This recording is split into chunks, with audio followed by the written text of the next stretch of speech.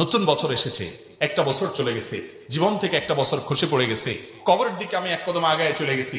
আমি হিসাব মিলাবো যে আমি কি করেছি আর কি করি নাই, ভুল হয়েছে গত বছরে কি কি, সেগুলোর জন্য ইস্তেগফার করে নতুন করে সংকল্প করবো, আল্লাহর কাছে মাফ চাইবো।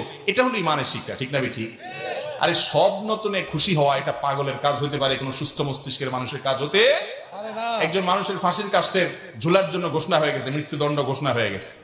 প্রতিদিন নতুন প্রভাত আসলে, আর 3 দিন, আর 10 দিন বাকি আছে, আর 9 দিন বাকি আছে, প্রতিদিন নতুন সকাল আসলে সে খুশিতে উদ্বেলিত হয়ে যায়, তাই না?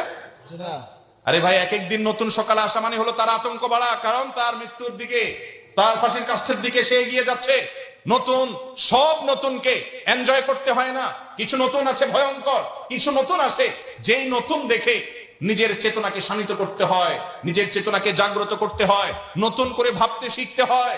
মুসলমানের সন্তান, আপনি এত অবিবেচক হতে পারেন না, এত উন্মাদ হতে পারেন না, এত মাতালের মতো যা পাবেন তা নিয়ে লাফাতে পারেন না। কি করছেন একবার নিজের বিবেককে জিজ্ঞাসা করুন।